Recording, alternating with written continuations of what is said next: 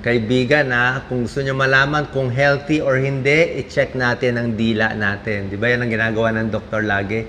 Labas ang dila, meron tayong mga clues, tsaka meron tayong mga tips para hindi masira ang dila natin. Baka sobrang init ang mga iniinom ninyo, nasisira. Ayan, oh. So, yung dila, malalaman kung healthy or hindi. Ito, katulad dito, masyadong mapula, masyadong madilaw, masyadong maputi ang dila, may mga sakit po yan. Okay? Unahin natin to Number 1, tingnan nyo maigi yung picture, geographic tongue. Diba? Hindi to normal. May mga puti-puti na parang mapa. Tapos yung mapa na yan, pabago-bago pa yan. No? May makinis, may rough. Ano ibig sabihin yan?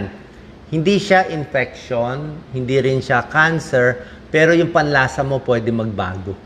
Nag-iiba, parang sensitive ka sa panlasa. Ito, yan o. Yan, nawawala, geographic tongue. Nakikita to, pwede kung stress ka masyado. Yan, sobrang stress.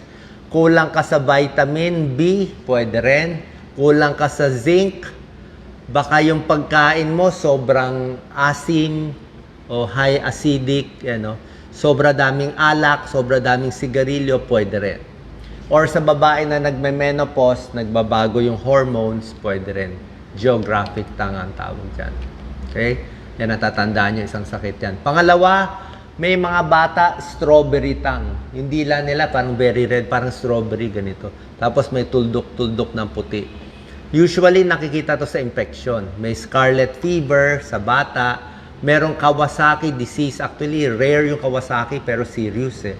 Pwede masira yung mga blood vessels kahit sa puso. Medyo nasisira yung mga ugat nila sa puso. So, pag merong strawberry tongue ang bata, mukhang may infection yan, Kawasaki, scarlet fever, or mababa siya sa vitamin B12. Pa-check natin sa pedia. Ito, mapula rin yung dila, pero masyado makinis. Smooth red tongue. Makinis na mapula ang dila. Ito po, kulang sa vitamins. Meron siyang nutrient na kulang. Hindi tayo sure eh. Pwedeng anemic, kulang sa iron, pwedeng kulang sa folic acid o kulang sa vitamin B. Pwede rin sa nagme-menopause na babae, ayan low estrogen. Pwede rin may infection. Okay? Next, ito, baka naka-experience kayo nito, marami akong pasyenteng may ganito. Burning mouth syndrome. Kaya sila nagpapacheck up sa ENT. Parang nasusunog or napapaso lagi yung dila. Iba panlasa nila, parang yung nerves na iba. So, ano mga possibilities? Pwedeng dry mouth, laging dry, dahil may diabetes. Pwedeng may acid reflux, may GERD.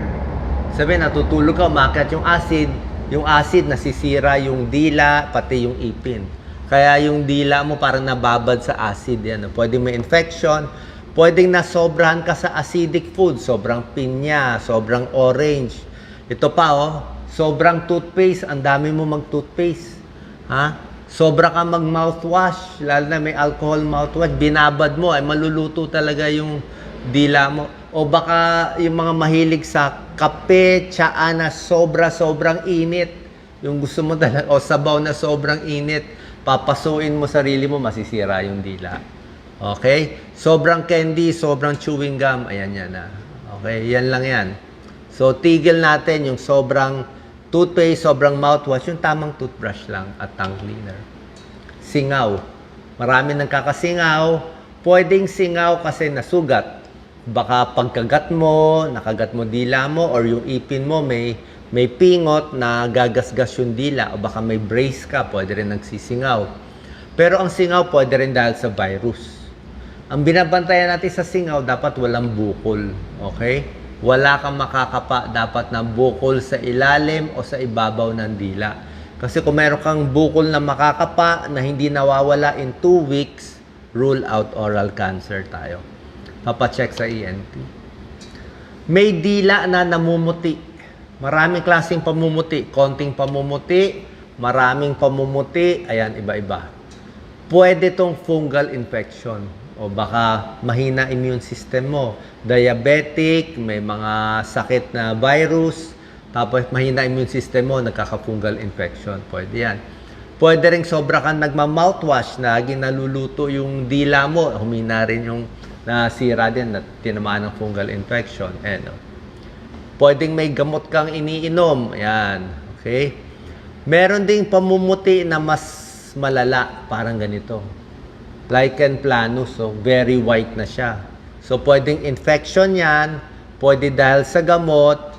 Pero pwede rin siyang senyales ng cancer. Kaya pag ganitong kaputi, papacheck na tayo sa ENT. Kasi masyado nang marami itong pamumuti niya. Yan, no? Pwede rin mahina immune system tulad ng sinabi ko. Yan, no? Either fungal, rule out oral cancer tayo. Merong pamumuting ganito lang, leukoplakia, sa tabi lang, ayan, Pero yung ganito, binabantayan din yan, Merong ganito na benign na hindi cancerous pero meron din cancerous. Basta ganitong maraming mapuputi, pinapacheck agad natin. Hindi po maganda. Meron namang oral hairy leukoplakia. Pamumuti pero parang may buhok-buhok. Parang may buhok-buhok siya. Mahina immune system, HIV, Epstein-Barr virus. Mahina yung katawan niya. Kaya nangyayari. Ito naman, brown o may ba black yung dila. Bakit brown or black? Diba? Ano yan? Usually, madumi lang. Okay? Baka may kinaing maitim, kape, o soft drinks na maitim, tapos naipit yung mga pagkain, hindi gano'n nagtutoothbrush, hindi gano'n nagtatang cleaner, nag-iipon ang dumi sa dila. So, dapat mag-toothbrush at mag-tongue cleaner maigi.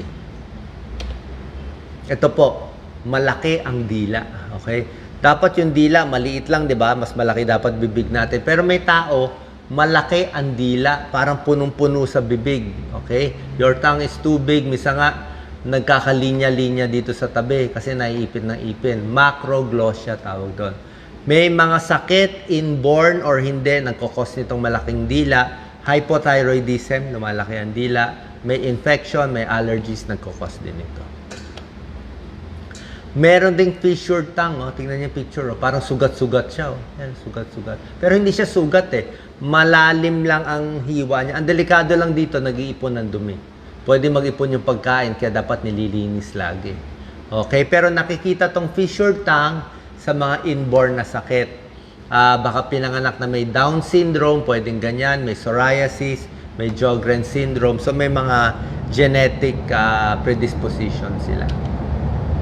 Ito ang delikado, yung ganitong bukol. Okay? Kaya nga chinecheck maigi yung bibig. Papakita ko mamaya paano chinecheck. Pag nakakita kayo ng bukol, any lump sa dila, kailangan 2 weeks lang mawawala na yung bukol.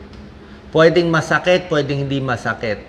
Oras na hindi gumaling yung bukol, pwedeng masakit or hindi, pa-check tayo sa ENT doctor or sa dentista para ma-rule out ng oral cancer.